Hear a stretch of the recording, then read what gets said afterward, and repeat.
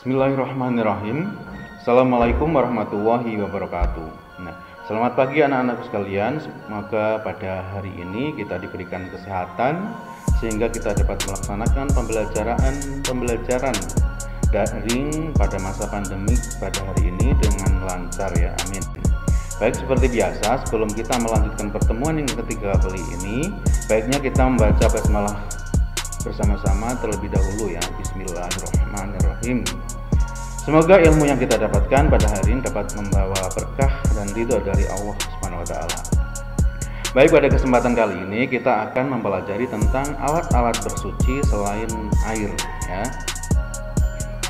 Pernahkah kita mengalami setelah kencing dan berak di tempat tertentu ternyata tidak ditemukan air untuk mensucikannya, atau ketika berjalan di tengah hutan atau tempat-tempat lain yang gersang, terkadang kita tidak menemukan air untuk bersuci.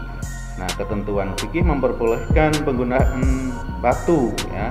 Namun ada ketentuan-ketentuannya. Maka dari itu, mari kita simak beberapa slide berikut ini untuk menambah ilmu dan pengetahuan kita tentang alat-alat bersuci selain air.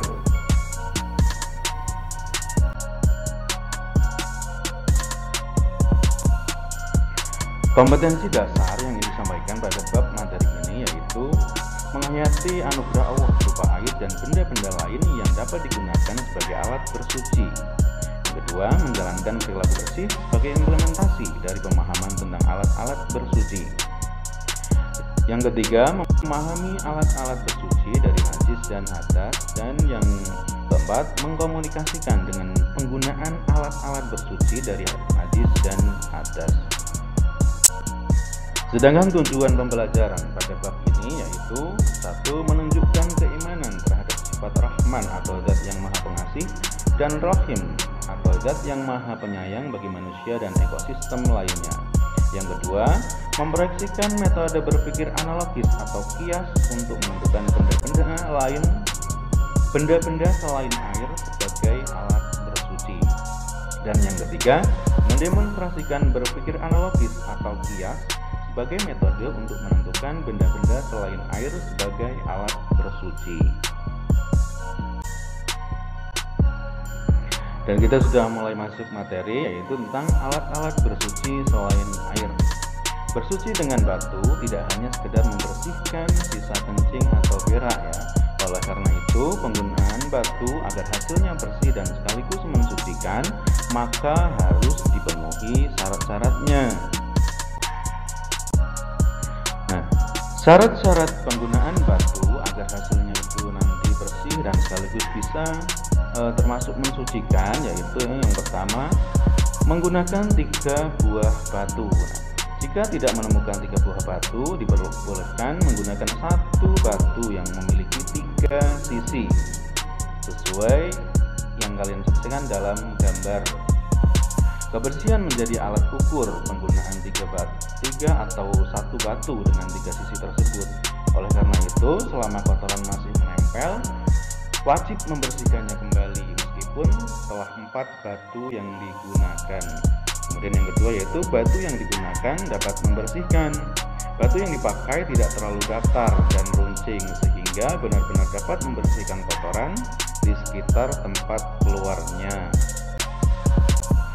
Yang ketiga, benda tersebut belum mengering. Kencing maupun berak yang hendak disucikan harus dalam keadaan belum mengering sehingga sisa-sisa yang melekat itu benar-benar dapat dibersihkan. Dan yang keempat, belum berpindah. Kotoran masih menempel di tempatnya semula, dan jika telah bergeser akibat digaruk tanpa sengaja atau sebab lainnya, maka tidak diperbolehkan menggunakan batu untuk mensucikannya. Yang kelima, tidak bercampur. Maksudnya, kotoran yang melekat tidak bercampur dengan kotoran lainnya seperti berak yang terkena percikan air kencing. Jika yang bercampur adalah benda-benda padat yang suci seperti kerikil, maka tetap diperbolehkan menggunakan batu untuk bersuci. Selain itu juga tidak meluber. Maksudnya adalah orang yang terkena diare misalnya, sisa kotoran sampai menempel ke permukaan mungkin sekitaran bokong atau menempel di dua dinding dubur akibat berdiri setelah buang air besar. Kotoran sudah masuk kategori meluber ya, sehingga tidak diperbolehkan menggunakan batu untuk bersuci. Begitu pula kencing yang meluber sehingga keluar ujung kemaluan yang juga boleh lagi menggunakan batu. Selanjutnya yaitu batu dalam keadaan tidak basah. Batu yang terkena air, embun atau air es yang mencair ketika hendak digunakan, meskipun air yang membasahinya berupa suci dan mensucikan. Tidak boleh batu yang basah digunakan bersuci. Dan yang berikutnya yaitu batu dalam keadaan suci. Tidak boleh batu yang terkena najis atau tertempel najis digunakan untuk mensucikan. Penggunaan batu najis akan membuat anggota tubuh yang tertempel kencing maupun berak semakin najis keadaannya. Menggunakan benda padat selain batu.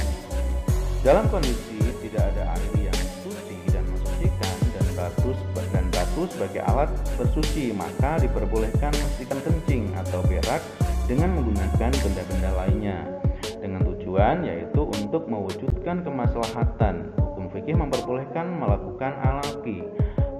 Apa itu analogi? Analogi itu adalah kias atau menentukan hukum yang menghasilkan kesimpulan ada tidaknya pengganti batu sebagai alat bersuci pada kondisi tertentu.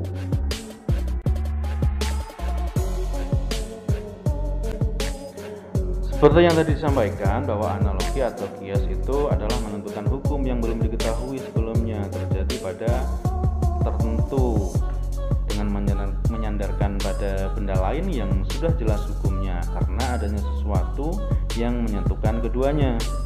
Nah, benda yang belum diketahui hukumnya sebelumnya adalah seluruh benda yang boleh atau tidak boleh digunakan sebagai pengganti batu untuk bersuci atau faraun.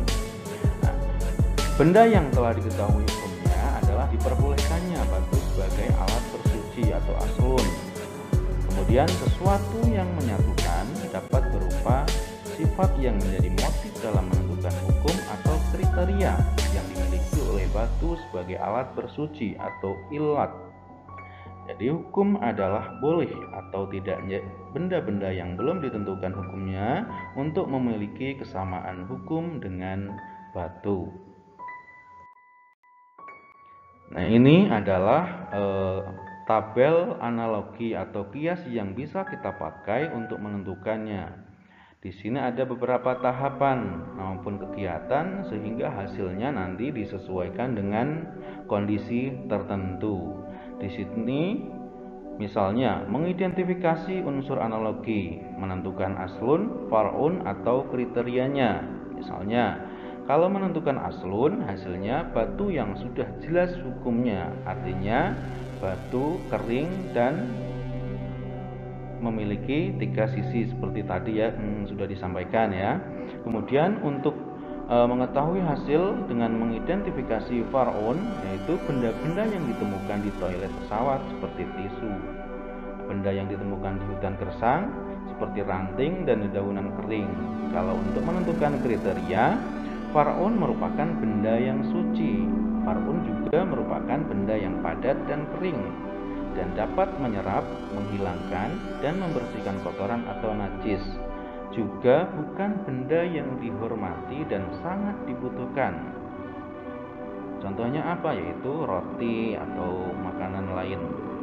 Nah, kemudian kalau untuk menemukan persamaan far'un dengan asul berdasarkan kriterianya tadi ya, hasilnya jadi tisu, ranting, dan dedaunan kering itu memiliki 4 kriteria yang disyaratkan, berarti boleh.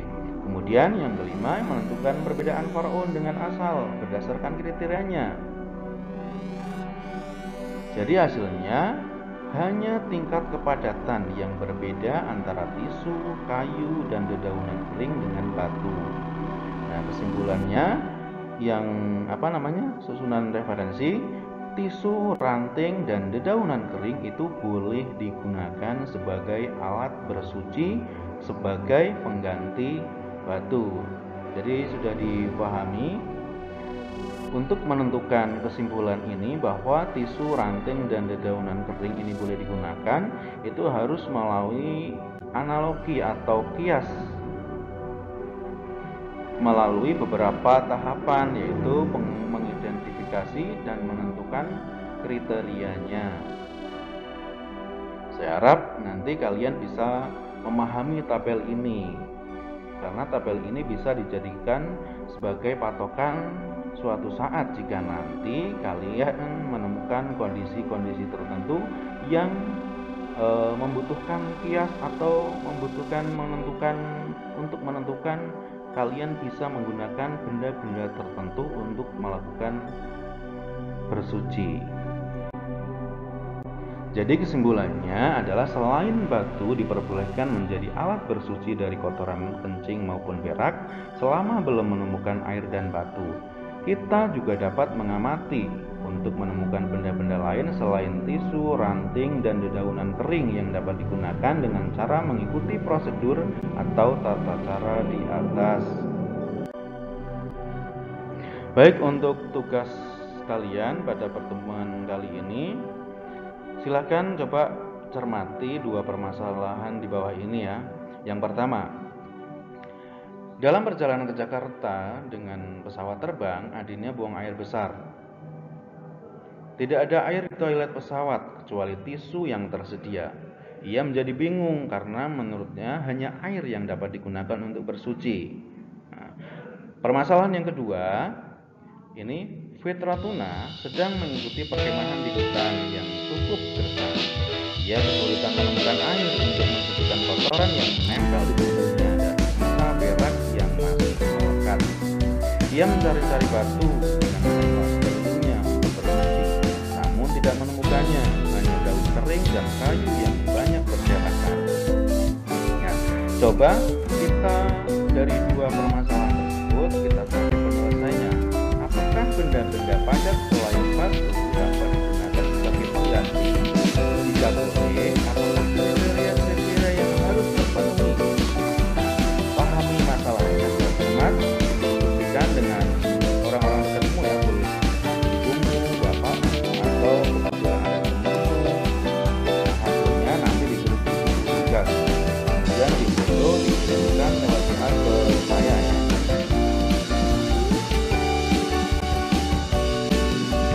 Dan untuk pertemuan berikutnya kita akan mempelajari tentang dalam penggunaan alat-alat bersuci.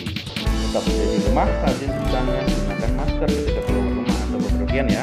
Semoga kita selalu diberikan kesehatan dan selalu semangat belajar. Semoga dari saya. Wassalamualaikum warahmatullahi wabarakatuh.